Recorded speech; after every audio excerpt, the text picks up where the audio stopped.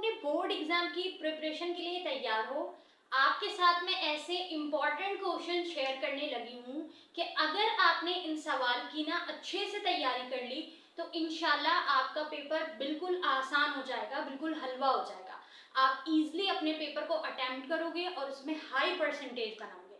लेकिन शर्त ये है कि जो क्वेश्चंस मैं आज आपको बताने लगी हूँ वो तमाम सवालात आपने ना सिर्फ अपने पास नोट डाउन करने हैं बल्कि उनके आंसर का कॉन्सेप्ट आज क्लियर करके जाना है। ठीक है, रेडी हो? तो आज हम लोग इंशाल्लाह डिस्कस करेंगे क्लास 11 जोलॉजी का चैप्टर नंबर 1 बायोलॉजिकल मॉलिक्यूल। और ये चैप्टर 2027 के बोर्ड एग्जाम के लिए ना मोस्ट इम्पॉर्टेंट है, क्योंकि 2027 के बोर्ड एग्जाम में इस चैप्टर से ना लाजमन क्वेश्चन आते हैं, शॉर्ट में भी और लॉन्ग में भी। तो आज हम शॉर्ट के क्वेश्चन भी डिस्कस करेंगे स्टूडेंट, और लॉन्ग के क्वेश्चंस को भी डिस्कस करेंगे। सही है, तो मैं आपको कंप्लीट आंसर भी एक्सप्लेन करूंगी, उसका कॉन्सेप्ट भी समझाऊंगी डायग्राम की मदद से। तो वीडियो को एंड तक जरूर देखना और क्वेश्चंस को अपने पास नोट डाउन करना मत भूलना। क्वेश्चंस को अपने पास जरूर नोट डाउन कर लो, बिल्कुल आसान तरीके से, हलवा तरीके से समझेंगे ताकि आप लोगों को कोई डाउट ना रहे। सही है, चलो स्टार्ट करते हैं। इस चैप्टर का सबसे पहला मोस्ट इंपॉर्टेंट शॉर्ट क्वेश्चन हम बात करेंगे। सबसे पहले स्टूडेंट शॉर्ट क्वेश्चंस की, तो इस चैप्टर का सबसे पहला जो मोस्ट इंपॉर्टेंट शॉर्ट क्वेश्चन है उसमें लिखा है explain saturated and unsaturated ethyl glycerol. साथ में इसी सवाल के एक और टॉपिक पूछा गया है right different types of RNA. और ये दोनों सवाल 2025 के क्वेश्चन पेपर में पूछा जा चुका है, तो इसके पूछने के आने के चांसेस भी ज्यादा हैं। सही है, और अगर आप पांच पेपर को एक बार एनालाइज करो ना तो डिफरेंस बिटवीन सैचुरेटेड और अनसैचुरेटेड इथाइल ग्लाइसोरोल आपको देखने को मिलेगा कि इन दोनों के दरमियान फर्क क्या है। सही है, तो हम ना इनके पीछे का कॉन्सेप्ट समझेंगे बिल्कुल आसान अल्फाज में। सही है, ताकि अगर डिफरेंस पूछा जाए या अगर इसके पीछे कोई कॉन्सेप्ट पूछा जाए या इसके पीछे आप ये कह लो कि सिर्फ डेफिनेशन पूछी जाए तो आप इजीली से, आसानी से उसको जो है ना वो अटेम्प्ट कर सको। सही है, तो अगर हम बात करें स्टूडेंट सैचुरेटेड और अनसैचुरेटेड इथाइल ग्लाइसोरोल की, तो देखो सबसे पहले इसके कॉन्सेप्ट को समझ लेते हैं। ठीक है, इसका कॉन्सेप्ट क्या है, तो साथ ही साथ अपने पास ना नोट डाउन कर लेना ताकि आपके लिए आसानी हो जाए। तो सबसे पहले हम हेडिंग लगाएंगे किसकी भाई, सैचुरेटेड और अनसैचुरेटेड इथाइल ग्लाइसोरोल की। तो सबसे पहले हेडिंग लगाएंगे saturated and unsaturated ethyl glycerol. सही है, ठीक है, तो हम आंसर डिस्कस कर रहे हैं। ठीक है, तो सबसे पहले हमने क्या लगा दी, इसकी हेडिंग लगा दी। हेडिंग जरूर लगाया करो ताकि आपका पेपर जो आंसर शीट है एक तो प्रेजेंटेबल भी लगे और चेकर को आपका आंसर ना अच्छे से समझ आ जाए। सही, तो हेडिंग जरूर लगाना। सही है, चलो अब इसके आंसर को लिखते हैं। जो हमारे पास सैचुरेटेड होता है ना स्टूडेंट, सैचुरेटेड इथाइल ग्लिसरॉल। अच्छा, जो सैचुरेटेड होता है स्टूडेंट याद रखिएगा ये कंटेन करता है अपने पास फैटी एसिड को। सही, ये क्या कंटेन करता है अपने पास, फैटी एसिड को कंटेन करता है, साथ ही साथ विथ नो डबल बॉन्ड, और इसमें कोई डबल बॉन्ड्स नहीं होते। सही है, ये कंप्लीटली फुली सैचुरेटेड होता है। सही है, जैसे कि बटर, इसकी बेस्ट एग्जांपल हमारे पास क्या है स्टूडेंट, सैचुरेटेड की बटर।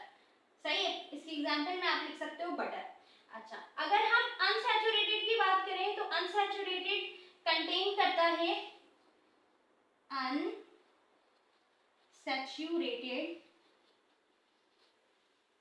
कंटेन 1 एंड एक या फिर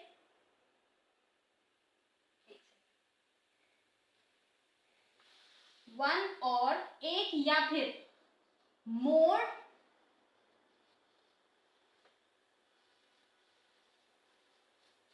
डबल बॉन्ड्स। ठीक है, एक या एक से ज्यादा डबल बॉन्ड्स को ये क्या कर रहा होता है, कंटेन कर रहा होता है। सही है। अच्छा, इसके साथ ही इसमें फैटी एसिड्स की भी चेन होती है जो कि उसको लिक्विड ऑयल्स में बनाती है। क्या होती है इसमें साथ ही साथ, दे कंटेन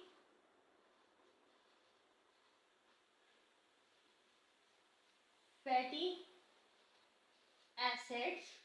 और ये फैटी एसिड क्या करते हैं, फैटी सिर्फ एसिड नहीं होते, फैटी एसिड की कंप्लीट चेन होती है।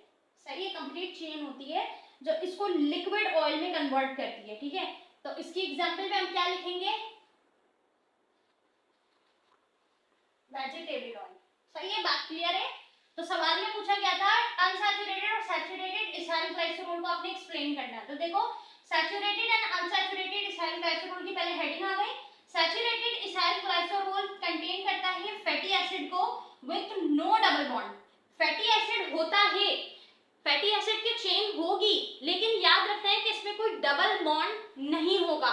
सही है, जैसे कि इसकी सादा एग्जांपल आती है हमारे पास बटर। जबकि अनसैचुरेटेड जो होता है वो एक या एक से ज्यादा डबल बॉन्ड रखते हैं with they contain fatty acid chain, और साथ ही साथ इनके पास फैटी एसिड्स की चेन भी होती है विथ डबल वन और मोर डबल बॉन्ड। या तो सिंगल बॉन्ड होंगे या फिर डबल बॉन्ड होंगे, वो भी मोर यानी एक से ज्यादा। सही, जैसे कि हमारे पास वेजिटेबल ऑयल है इसकी एग्जांपल में। अच्छा, ये जो फैटी एसिड्स की फुल चेन होती है यहाँ पर, ये फुली चेन इसको क्या करती हैं, एज अ लिक्विड ऑयल में बनाती हैं, as a liquid oil convert करती हैं। इसीलिए इसकी एग्जांपल में हमने लिखा है वेजिटेबल ऑयल। सही है, तो सिंपली आप 3 मार्क्स के लिए अगर शॉर्ट आंसर लिखो तो आप इस तरीके से एज अ डेफिनेशन लिख सकते हो। सही है, तो इसकी जो डिफरेंस है वो हमारे पास क्या है, फैट एंड ऑयल का डिफरेंस।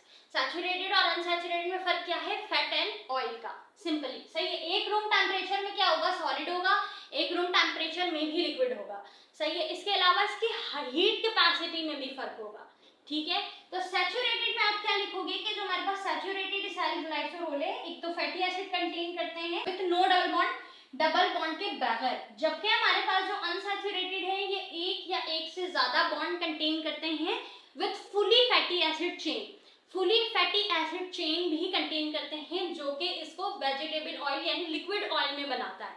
ठीक है, तो ये इसका वो। अच्छा, साथ में ही इसी सवाल में एक और था, इसी सवाल के साथ लिखा है right different type of RNA, कि आपने आरएनए की ना डिफरेंट टाइप बतानी है। तो आरएनए की अगर हम टाइप की बात करें, सो हेडिंग लगाएंगे हम आरएनए टाइप्स। ठीक है, आरएनए की टाइप्स की हेडिंग लगाएंगे। तो जो आरएनए की मेन जो टाइप होती है, मेन टाइप आरएनए और साथ में टीआरएनए यानी मैसेंजर आरएनए और ट्रांसफर आरएनए। ठीक है, एंड एक और होती है लास्ट में एंड आरआरएनए। ठीक है, एक होती है एमआरएनए, एक होती है टीआरएनए और एक होती है आरआरएनए। यानी कि एमआरएनए से क्या मुराद है, मैसेंजर आरएनए। सही है, ये है मैसेंजर आरएनए। टीआरएनए से क्या मुराद है, ट्रांसफर।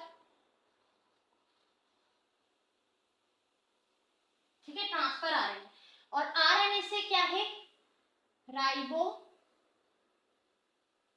Ribosomal RNA. सही है, तो बेसिकली आरएनए की 3 मेजर टाइप है, मेन टाइप है। तो ये जो 3 मेन टाइप है ना, इन तीनों के अपने मेन फंक्शन भी है।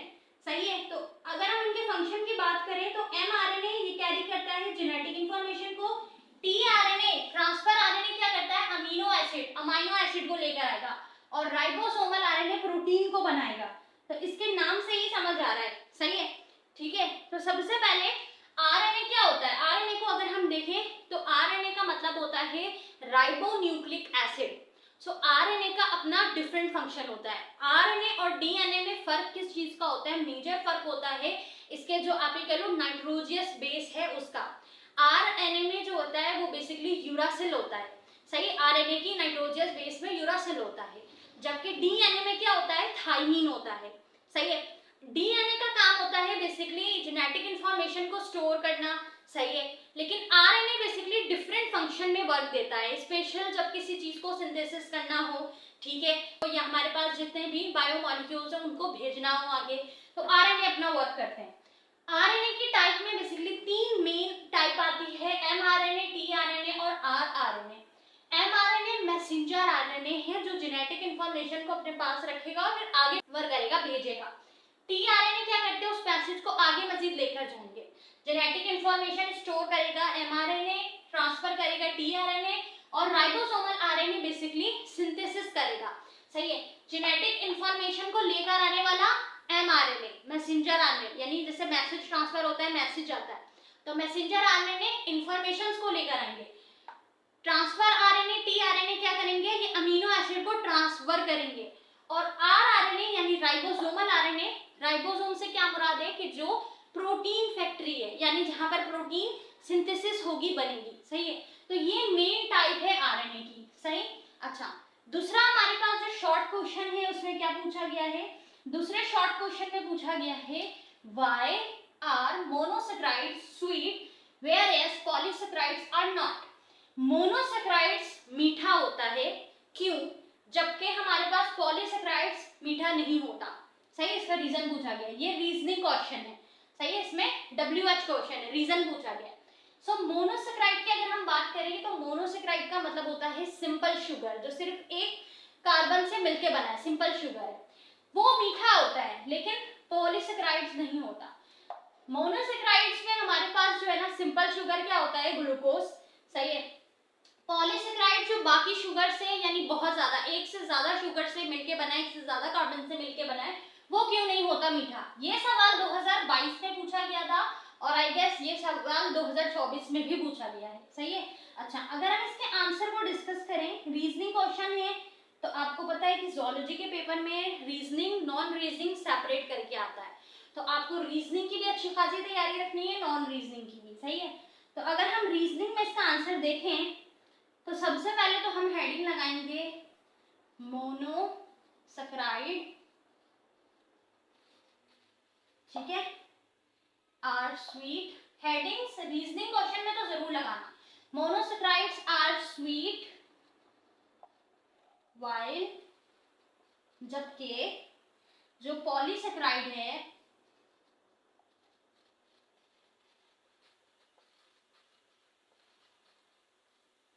Are not.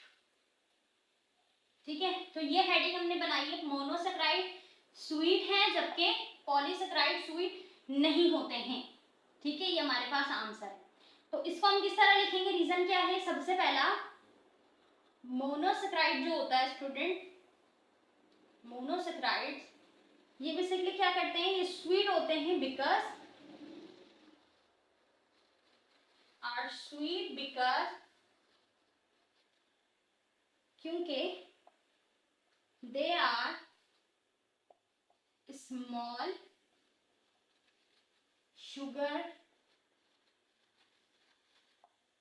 sugar molecules that dissolve in water।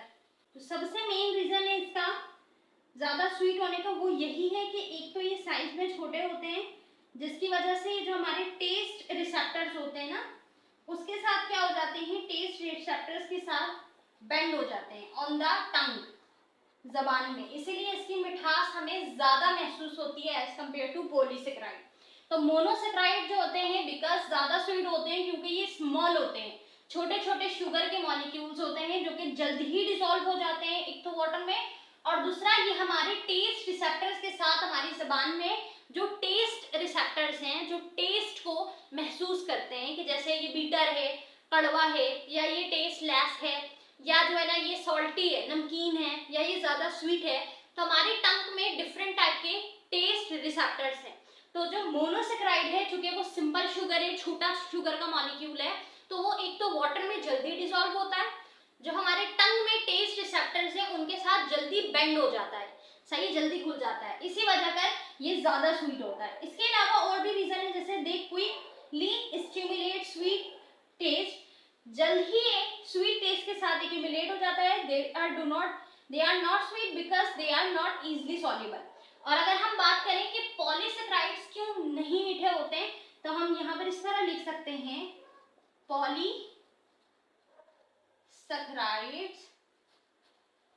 Are not sweet because they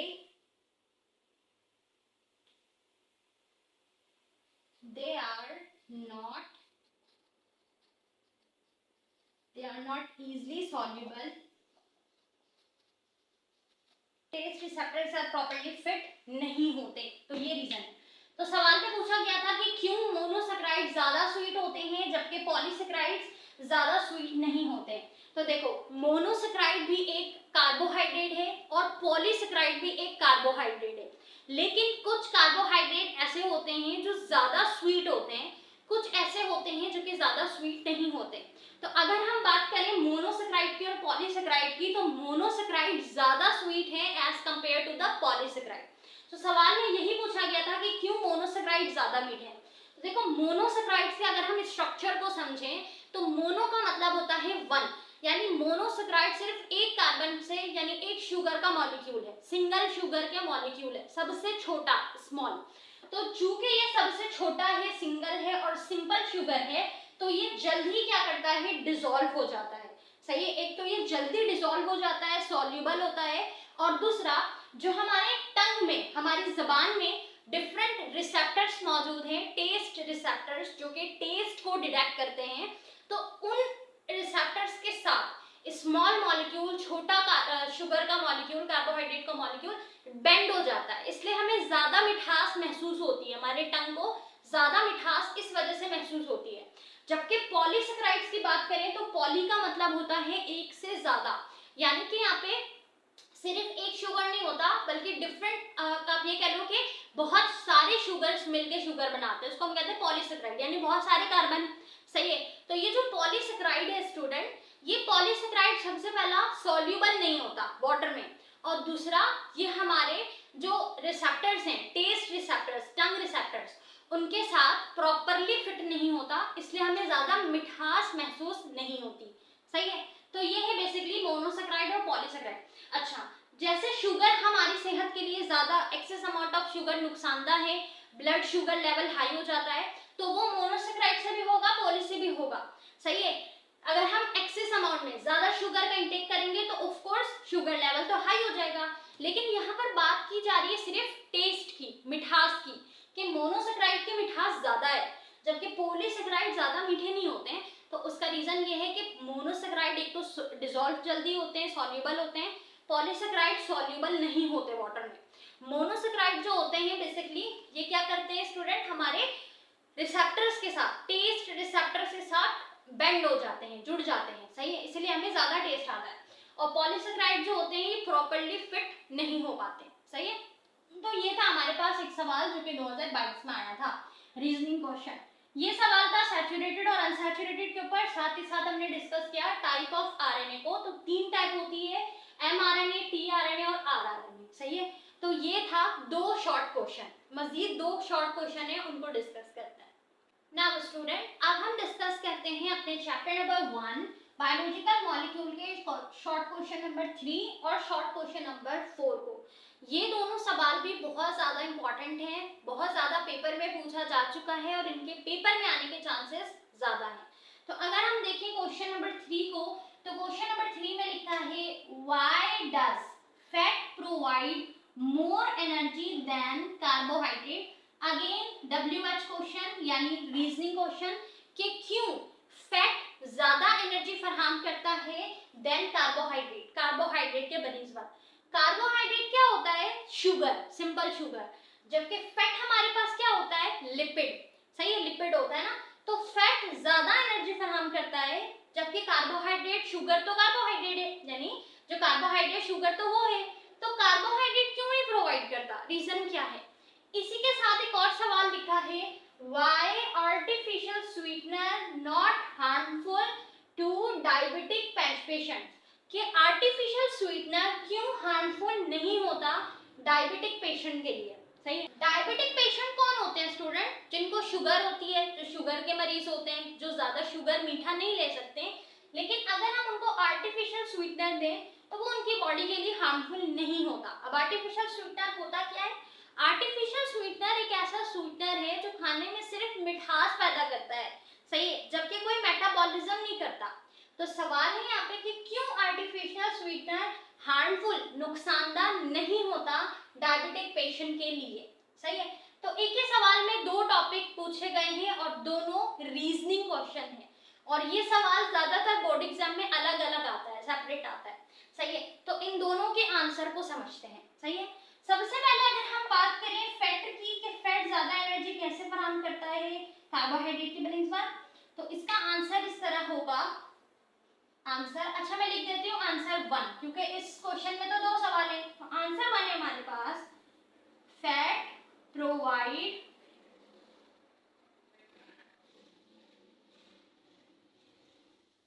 more energy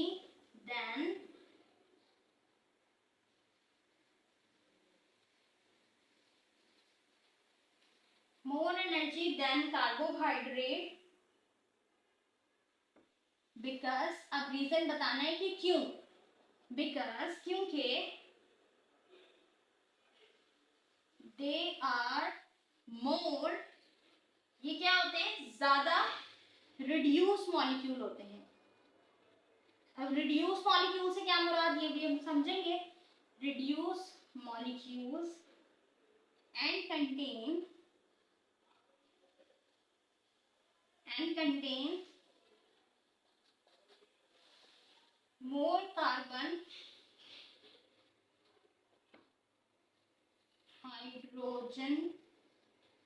and hydrogen bonds। तो हाँ, कार्बन और हाइड्रोजन की बॉन्ड जिसमें ज्यादा होती है, सही है। आगे लिखा है when ऑक्सीडाइज, और जब ये दोनों ऑक्सीडाइज होते हैं स्टूडेंट, तो फैट जो होता है ये रिलीज होता है अबाउट 9 किलो कैलोरीज पर ग्राम, ठीक है। और जबकि कार्बोहाइड्रेट जो होता है ना, कार्बोहाइड्रेट जो होता है रिलीज होता है, वो रिलीजेस अराउंड 4 किलो कैलोरीज पर ग्राम। तो देखो कितना डिफरेंस आ रहा है ना, 4 और 9, कितना डिफरेंस आ रहा है, सही है। 4 किलो कैलोरीज पर ग्राम कार्बोहाइड्रेट जब रिलीज करेंगे अपनी एनर्जी को, तो वो 4 किलो कैलोरीज पर ग्राम होगा।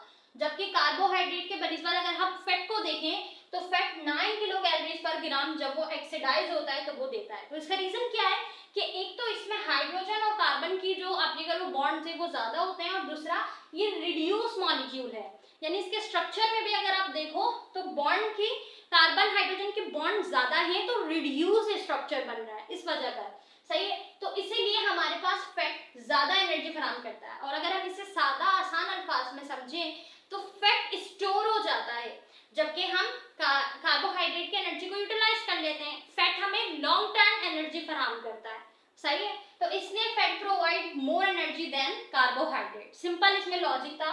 और कितनी अमाउंट प्रोवाइड करता है, 9 किलो कैलोरीज पर ग्राम फैट प्रोवाइड करता है, 4 किलो कैलोरीज पर ग्राम हमारे पास कार्बोहाइड्रेट प्रोवाइड करते हैं एनर्जी, सही है। अच्छा, इसी सवाल में दूसरा पूछा गया था, why artificial sweetener not harmful to diabetic patient, कि आर्टिफिशियल स्वीटनर क्यों हार्मफुल नहीं होता किसी भी डायबिटिक पेशेंट के लिए। तो यहाँ पर लिखती हूँ आंसर 2 करके, सही है। तो देखो स्टूडेंट, जो हमारे पास आर्टिफिशियल स्वीटनर है ना, आर वेरी लो, सबसे पहला लो कैलोरी होता है, सही है, या कह लो 0 कैलोरी। 0 कैलोरी कहना ना ज्यादा मुनासिब होगा। एक तो इसमें कैलोरीज नहीं होती, दूसरा इसमें जो कैलोरी की कंपाउंडिंग है वो बहुत कम होती है। तो हम इसको कंसीडर कर सकते हैं एज अ लो या फिर 0, ठीक है। या तो बहुत लो होगी या तो बिल्कुल ना के बराबर होगी, सही है। इसके साथ ही they provide just sweetness, they provide just sweetness, ये सिर्फ मिठास फराहम करता है, ये सिर्फ मिठास फराहम करता है, ना ये मेटाबोलाइज होता है और ना ही ये डाइजेस्ट होता है। आप ये कह सकते हो they do not break down into glucose. ये ग्लूकोज में ब्रेक डाउन नहीं होता, ठीक है, ग्लूकोज में ब्रेक डाउन नहीं होता, इसलिए इसमें से कोई भी एनर्जी नहीं निकलती। और ये दे do not rise blood sugar level, ये ब्लड शुगर लेवल को भी राइज नहीं करता। क्यों? क्योंकि ब्लड शुगर लेवल क्यों नहीं राइज हो रहा है? ब्लड शुगर लेवल इसलिए राइज नहीं हो रहा क्योंकि ये मेटाबॉलिज्म कर ही नहीं रहा, सही ना। मेटाबॉलिज्म जब एक चीज कर ही नहीं रही है, यानी ब्रेक डाउन नहीं हो रही है into simple sugar into glucose, तो फिर यहाँ पर शुगर लेवल हाई कैसे होगा? जैसे जब भी हम एक्स्ट्रा मीठा खाते हैं, सही है, तो हमारा ब्लड शुगर लेवल हाई हो जाता है, सही। जबकि यहाँ पर क्या हो रहा है कि डायबिटिक पेशेंट को जो आर्टिफिशियल स्वीटनर दिया जा रहा है उसमें सिर्फ और सिर्फ मिठास है, बल्कि वो कोई डाइजेशन या मेटाबॉलिज्म नहीं हो रही उसको लेने के बाद, सही है। तो जब डाइजेशन नहीं होगी या मेटाबॉलिज्म रिएक्शन नहीं होगा, यानी कोई भी ब्रेक डाउन नहीं होगा, ग्लूकोज पे तोड़ा नहीं जाएगा, तो ब्लड शुगर लेवल राइज नहीं होगा। तो जब ब्लड शुगर लेवल राइज नहीं होगा तो इसीलिए डायबिटिक पेशेंट को कोई नुकसान नहीं होगा, सही। तो ये हमारे पास आप इसके की पॉइंट लिख सकते हो। सबसे पहला कि ये सिर्फ स्वीटनेस फराहम करता है, ब्रेक डाउन नहीं होता ग्लूकोज में, और दूसरा ये कि ये जो है ना कभी भी ब्लड शुगर लेवल को राइज नहीं करता, ठीक है। तो ये हमारे पास रीजन है आर्टिफिशियल स्वीटनर का कि वो हार्मफुल नहीं होता डायबिटिक पेशेंट के लिए, इसका काम सिर्फ मिठास फराहम करना है, सही। अच्छा, दूसरा हमारे पास जो सवाल था, यानी जो चौथा क्वेश्चन है शॉर्ट क्वेश्चन, उसमें भी दो सवाल दिए गए हैं। एक है WH यानी reasoning question, why water molecule called amphoteric in nature, water molecule को हम एम्फोटेरिक इन नेचर क्यों कहते हैं, सही। तो इसका आंसर क्या होगा? सबसे पहले हम आंसर 1 और आंसर 2 करके लिखते हैं। सबसे पहले हम हेडिंग लगाएंगे water molecules are amphoteric. Water molecule क्या होता है स्टूडेंट? एम्फोटेरिक होता है इन नेचर। तो सबसे पहले तो हम हेडिंग बना लेंगे ताकि आसानी हो जाए चेकर को भी समझने में। Water molecules are amphoteric in nature, water molecule amphoteric होते हैं नेचर में। अब एम्फोटेरिक क्यों होते हैं और एम्फोटेरिक है क्या? एम्फोटेरिक इसलिए है क्योंकि ये बिहेव करते हैं, बिकॉज बिहेव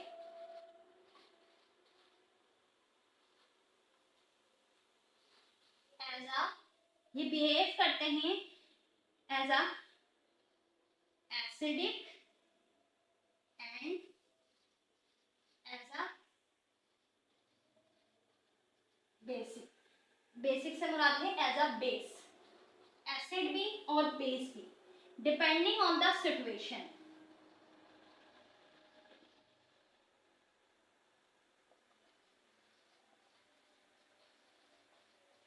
सिचुएशन के ऊपर कि एसिडिक नेचर है या बेस है, सही। तो इसीलिए इसका जो डुअल बिहेवियर है, एसिड भी बेस भी, इस वजह कर हम इसको एम्फोटेरिक इन नेचर कहते हैं, यानी ये एज अ बफर बिहेव करता है।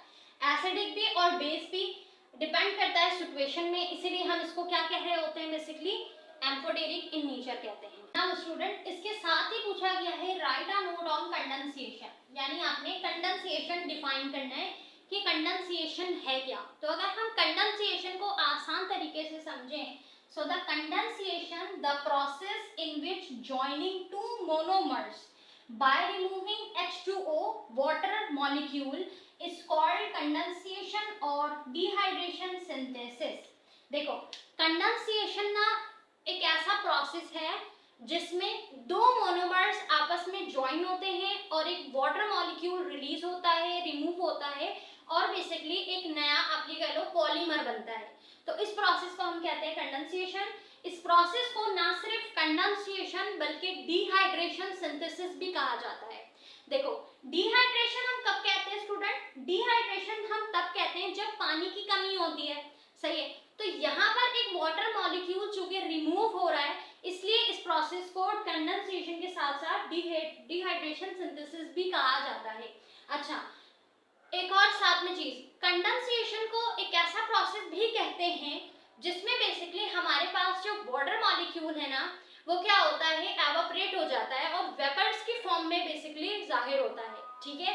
यानी कि बेसिकली वो आप ये कह लो कि वाटर एयर की मदद से वेपर्स के फॉर्म में लिक्विड में चेंज हो जाता है। यानी अगर इसको आसान और सादा अल्फाज में समझें तो आपने जैसे ठंडी पानी की बोतल अभी अभी फ्रिज से निकाल के बाहर रखा है, तो आप देखते हो ना कि उस वाटर बॉटल में कैसे वाटर वेपर्स नजर आना शुरू हो जाते हैं, सही है। तो उसी को वाटर वेपर को हम कंडेंसेशन कहते हैं, सही। तो जैसे आपने विंडो में देखा होगा अक्सर, जब सर्दी ज्यादा होती है, ठंड ज्यादा होती है, तो कैसे वाटर वेपर नजर आते हैं, सही है। बारिश के टाइम पे वाटर वेपर नजर आते हैं, that is called the condensation. लेकिन यहाँ पर अगर हम बायोलॉजिकल मॉलिक्यूल्स के टॉपिक में समझें कंडेंसेशन को, तो कंडेंसेशन एक ऐसा प्रोसेस है यहाँ पर जब हम दो मोनोमर को आपस में ज्वाइन करेंगे। अब मोनोमर क्या होता है? मोनोमर एक ऐसा यूनिट है जिससे मॉलिक्यूल्स बनते हैं, बायोमॉलिक्यूल्स बनते हैं, सही है। तो मोनोमर सिंपल हमारे पास मॉलिक्यूल है, तो दो मोनोमर आपस में मिलेंगे तो एक पॉलीमर बनाएंगे, सही। तो जब दो मोनोमर आपस में मिलते हैं तो एक वाटर मॉलिक्यूल रिमूव होता है, इसी प्रोसेस को हम कहते हैं कंडेंसेशन। डायग्राम की मदद से थोड़ा सा देखते हैं कंडेंसेशन को। यहीं पे देखो, कंडेंसेशन में क्या होता है हम समझ रहे हैं। कंडेंसेशन को डायग्राम की मदद से देखो, ये है एक हमारे पास मोनोमर और ये है हमारे पास दूसरा मोनोमर। इन दोनों को मिला के हमें क्या बनाना है, एक पॉलीमर बनाना है। तो इसी प्रोसेस को हम कहेंगे कंडेंसेशन। अब इसी कंडेंसेशन के प्रोसेस को डिहाइड्रेशन सिंथेसिस भी कहते हैं। वो कैसे, ये समझते हैं। देखो, इस मोनोमर के पास दो आयंस हैं, दो मॉलिक्यूल्स आपको देखने को मिलेंगे। हमारे पास सिर्फ हाइड्रोजन है, सही। इसी तरीके से इसके पास भी एक OH है और एक सिर्फ H है, हाइड्रोजन है, सही। तो ये हमारे पास एक मोनोमर, ये दूसरा मोनोमर। अब हमें एक पॉलीमर बनाना है, तो यहाँ पे हमें किस तरह पॉलीमर बनेगा? पॉलीमर इस तरह बनेगा कि एक मॉलिक्यूल दूसरे मॉलिक्यूल के साथ जब ज्वाइन हो जाएगा, सही है। तो इसका हाइड्रोजन आयन आ गया इसके पास, यानी कि OH ग्रुप, और इसका आ गया H, सही है। तो एक H और एक OH, ये क्या बन गया? H2O, water molecule. तो वाटर मॉलिक्यूल यहाँ से क्या हो जाएगा, रिमूव हो जाएगा, यानी रिलीज हो जाएगा, सही है। तो इसीलिए हम इसको क्या कहते हैं, डिहाइड्रेशन सिंथेसाइज कहते हैं, सही है। ये हो गया पॉलीमर। इस पॉलीमर में दो मोनोमर ज्वाइन हुए हुए, मिले हुए हैं। अब एक मोनोमर का एक OH ग्रुप ये रहा और दूसरे वाले मोनोमर का H ग्रुप यानी हाइड्रोजन ये रहा। तो इसका एक हाइड्रोजन और इसका एक OH ग्रुप जब आपस में मिलेगा तो क्या बनेगा, H2O, वाटर। तो ये H2O क्या हो गया, यहाँ से रिमूव हो गया है, इसीलिए इसको हम कंडेंसेशन के साथ साथ डिहाइड्रेशन सिंथेसिस भी कहते हैं, सही है, क्लियर है। नाउ स्टूडेंट, अब हम अपने लॉन्ग क्वेश्चन को डिस्कस करें। नाउ स्टूडेंट, अब हम डिस्कस करते हैं अपने इस चैप्टर से मोस्ट इंपॉर्टेंट लॉन्ग क्वेश्चन को। देखिए स्टूडेंट, लॉन्ग क्वेश्चन के लिए एक सवाल है जो मोस्ट इंपॉर्टेंट है, और आप इसको कह सकते हो कि ये ऑल ईयर्स इंपॉर्टेंट है इस चैप्टर से, यानी चैप्टर बायोलॉजिकल मॉलिक्यूल से ये लॉन्ग सवाल अब हम डिस्कस कर रहे हैं। किसको भाई, लॉन्ग क्वेश्चन को। एक सेकंड, लॉन्ग को, इंपॉर्टेंट लॉन्ग को। और ये एक लॉन्ग सवाल है जो कि याद रखिएगा ऑल ईयर्स इंपॉर्टेंट है, ऑल ईयर्स, हर साल ये लॉन्ग सवाल आता है, सही। सवाल क्या है, right classification and types of carbohydrates. Carbohydrate क्या है, एक बायोमॉलिक्यूल है। अच्छा, ना सिर्फ कार्बोहाइड्रेट, सवाल पेपर में लिपिड का भी आ सकता है, प्रोटीन का भी आ सकता है। तो जिस तरह मैंने कार्बोहाइड्रेट को आसान अल्फाज में लिखा है, इसी तरीके से आप प्रोटीन, लिपिड की, कॉन्जुगेटेड मॉलिक्यूल्स की भी तैयारी कर सकते हो, सही है। तो ज्यादा चांसेस हमारे पास कार्बोहाइड्रेट्स का भी होता है, तो इसलिए कार्बोहाइड्रेट को देखते हैं। साथ ही साथ right classification type of carbohydrate and enlist structural and functional characteristics भी पूछे जाते हैं। तो अगर इसका आंसर देखें तो सवाल में था क्लासिफिकेशन टाइप, सबसे पहले हेडिंग लगाएंगे कार्बोहाइड्रेट की। अगर हम बात करें इनकी क्लासिफिकेशन की, सो कार्बोहाइड्रेट क्लासिफाइड होते हैं into monosaccharides, disaccharides and polysaccharides. Monosaccharides से यानी कि सिंपल शुगर। डाइसैकराइड से मुराद है जैसे सक्रोज यानी कि डबल कार्बन वाले, और पॉलीसैकराइड से मुराद है जैसे सेल्यूलोज, 2 से ज्यादा कार्बन। तो याद रखिएगा कि कार्बोहाइड्रेट की क्लासिफिकेशन बेस होती है ऑन द कार्बन। कार्बन के बेस के ऊपर कार्बोहाइड्रेट को क्लासिफाई किया जाता है। अगर एक सिंपल कार्बन का मॉलिक्यूल है तो मोनोसैकराइड है, 2 कार्बन मॉलिक्यूल से मिलकर बना है तो डाइसैकराइड है, 2 से ज्यादा है तो हम उसको पॉलीसैकराइड या फिर ओलिगोसैकराइड्स भी कहते हैं। ठीक है स्टूडेंट, तो ये हो गई इसकी क्लासिफिकेशन कि कार्बोहाइड्रेट कैसे क्लासिफाइड हुआ। अगर हम इनकी टाइप्स की बात करें तो इस तरह कह सकते हैं कि ये सिंपल शुगर्स के होते हैं या फिर कॉम्प्लेक्स होते हैं।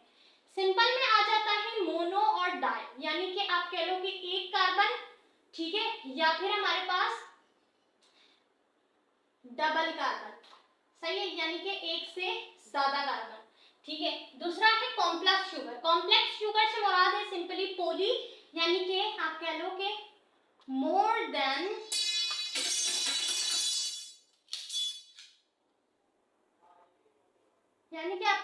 मोर देन 1 और 2, एक या एक से ज्यादा, सही है। इसके साथ ही अगर हम इसके स्ट्रक्चरल कैरेक्टरिस्टिक्स को देखें कि कार्बोहाइड्रेट का स्ट्रक्चर कैसा होता है, ये स्ट्रक्चरली कैसे बने हुए होते हैं, इनका स्ट्रक्चर कैसा है, तो most important made up of carbon, hydrogen and oxygen in ratio 1:2:1। याद रखना कार्बन टाइप जो कार्बोहाइड्रेट होता है वो कार्बन, हाइड्रोजन और ऑक्सीजन तीनों मॉलिक्यूल से मिलकर बनता है, और इसमें रेशियो इसका हमेशा 1:2 और फिर 2:1 इस तरीके से पाया जाता है। इससे क्या मुराद है, जैसे कि अगर हम ग्लूकोज के फॉर्मूले की बात करें तो वो है C6H12O6, यानी ऑक्सीजन और कार्बन का डबल होगा हाइड्रोजन। तो यहाँ पे देखो 1 रेशियो है, फिर 2 है, फिर 1 रेशियो है, समझ आई। इसी तरीके से सक्रोज में अगर आप देख लो C5 है, H10 है, O5 है, सही है। इसी तरीके से सेल्यूलोज में तो हमेशा ये 1:2:1 का रेशियो होता है, सही है इनका structure. Form ring structures in solution, solution में ना ये रिंग स्ट्रक्चर बना लेते हैं। कुछ स्ट्रक्चर होते हैं जो लाइन स्ट्रक्चर होते हैं स्ट्रेट, कुछ होते हैं जो रिंग स्ट्रक्चर होते हैं, तो ये रिंग स्ट्रक्चर बनाते हैं हमेशा, लिंक्ड बाय ग्लाइकोसाइडिक बॉन्ड। अच्छा, जो हमारे पास 2 कार्बोहाइड्रेट हैं तो जब वो जुड़ते हैं तो उनके दरमियान में जो बॉन्ड होती है वो बॉन्ड होती है ग्लाइकोसाइडिक बॉन्ड की, सही है। यानी कि इस बॉन्ड को ना हम लिंकेज भी कहते हैं, यानी कि जैसे कि प्रोटीन है, सही है। हाँ, प्रोटीन तो कार्बोहाइड्रेट नहीं, उससे बाहर है। जैसे ग्लूकोज की बात करते हैं, ग्लूकोज एक कार्बोहाइड्रेट है, तो ग्लूकोज जब आपस में मोनोसैकराइड है ना, सिंपल शुगर, जब आपस में मिलके बनेगा तो उसके दरमियान में जो बॉन्ड होगी वो कौन सी होगी, हमारे पास ग्लाइकोसाइडिक बॉन्ड। अच्छा, अगर हम बात करें ग्लूकोज की, मोनोसैकराइड की, तो मोनोसैकराइड में तो कोई बॉन्ड नहीं पाई जाएगी क्योंकि ये सिंपल शुगर है। बॉन्ड आपको डाइसैकराइड और पॉलीसैकराइड में देखने को मिलेगी, क्योंकि डाइसैकराइड हमारे पास 2 शुगर है, पॉलीसैकराइड 2 से ज्यादा है, तो बॉन्ड में आपको हमेशा डाइसैकराइड और पॉलीसैकराइड देखने को मिलेंगे। तो इस डाइसैकराइड और पॉलीसैकराइड्स के दरमियान जो बॉन्ड होते हैं वो कौन से होते हैं, ग्लाइकोसाइडिक बॉन्ड होता है। तो ये तो हो गया स्ट्रक्चर की कार्बोहाइड्रेट बना किस तरीके से। अगर हम इनके फंक्शनल कैरेक्टरिस्टिक्स की बात करें तो फंक्शनल कैरेक्टरिस्टिक में क्या होता है, एक तो ये प्राइमरी सोर्स ऑफ एनर्जी है, यानी प्राइमरी सोर्स है एनर्जी का, कार्बोहाइड्रेट एनर्जी फराहम करता है, ठीक है। Carbohydrate provides energy, energy stored in plant. अच्छा, एनर्जी स्टोर कैसे होती है, तो एनर्जी प्लांट में स्टोर होती है एज अ स्टार्च, और ग्लाइकोजन स्टोर होती है in animals and human body, glycogen animals और ह्यूमन बॉडी में स्टोर होती है। अच्छा, कार्बोहाइड्रेट बहुत ज्यादा इंपॉर्टेंट रोल प्ले करते हैं अपना स्ट्रक्चरल में, यानी स्ट्रक्चर फराहम करते हैं। स्ट्रक्चर में कैसे, जैसे कि अगर हम बात करें सेल्यूलोज की, तो आपको पता है सेल्यूलोज प्लांट के सेल वॉल में पाया जाता है। प्लांट सेल वॉल किससे मिलके बना है, सेल्यूलोज से, यानी कि ये प्लांट को स्ट्रक्चरल फराहम कर रहा है, स्ट्रक्चरल रोल प्ले कर रहा है, सही है। तो इस तरीके से ये हो गया कार्बोहाइड्रेट का फंक्शन, सही है। तो इसी तरीके से आप प्रोटीन का भी लिख सकते हो, प्रोटीन की क्लासिफिकेशन, टाइप्स, स्ट्रक्चरल कैरेक्टरिस्टिक और फंक्शनल कैरेक्टरिस्टिक। इसी तरीके से लिपिड का भी, लिपिड, प्रोटीन और कार्बोहाइड्रेट ये तीनों बायोमॉलिक्यूल मॉलिक्यूल्स मोस्ट इंपॉर्टेंट है इस चैप्टर से लंग के लिए। सही है। ज्यादातर कार्बोहाइड्रेट के 4 फंक्शन भी पूछे जाते हैं शॉर्ट में। तो कार्बोहाइड्रेट की क्लासिफिकेशन काफी सिंपल है। इसमें 2 टाइप होती है, सिंपल और कॉम्प्लेक्स। कॉम्प्लेक्स में पॉलीसेकेराइड्स आते हैं, सिंपल शुगर में मोनो और डाइसेकेराइड्स आते हैं। अगर स्ट्रक्चरल कैरेक्टरिस्टिक की बात करें तो सबसे पहला ये कार्बन हाइड्रोजन और ऑक्सीजन से मिलकर बनता है। किसके रेशो में? 1:2:1 के रेशो में। यानी कि एक अगर कार्बन होगा, एक ऑक्सीजन होगा तो इन दोनों का डबल होगा हमारे पास क्या? हाइड्रोजन। सही। अच्छा, रिंग के स्ट्रक्चर में होता है सॉल्यूशन में। अगर कोई सॉल्यूशन है तो उसमें ये रिंग स्ट्रक्चर के होते हैं। ये लिंकेज जो होती है, इनकी बॉन्डिंग जो होती है वो ग्लाइकोसाइडिक बॉन्ड की होती है। और फंक्शन में इसका मेन फंक्शन है कि ये एनर्जी फराहम करता है, स्ट्रक्चर फराहम करता है प्लांट की बॉडी को, और एनर्जी फराहम करता है हर लिविंग ऑर्गेनिज्म को। कार्बोहाइड्रेट चूंकि शुगर है तो ये प्राइमरी सोर्स है एनर्जी का। सही है स्टूडेंट। तो ये था हमारे पास मोस्ट इंपॉर्टेंट लॉन्ग क्वेश्चन। ना सिर्फ कार्बोहाइड्रेट, पूरी कोशिश कीजिएगा इसी तरीके से लिपिड की, और इसी तरीके से आपने प्रोटीन की भी तैयारी करनी है फॉर द लॉन्ग क्वेश्चन। सही है स्टूडेंट। तो इस वीडियो में हमने डिस्कस किया अपने ज़ूलॉजी के चैप्टर नंबर 1 बायोलॉजिकल मॉलिक्यूल के most important short and long question को। आई होप कि ये सवालात आपको अच्छे से समझ आ गए होंगे। अगर आपके जहन में कोई सवाल हो तो कमेंट में ज़रूर पूछना, और इन क्वेश्चंस की तैयारी ज़रूर करना, बोर्ड एग्जाम के लिए ये मोस्ट इंपॉर्टेंट है। मिलते हैं अगली वीडियो में, जब तक के लिए अल्लाह हाफ़िज़।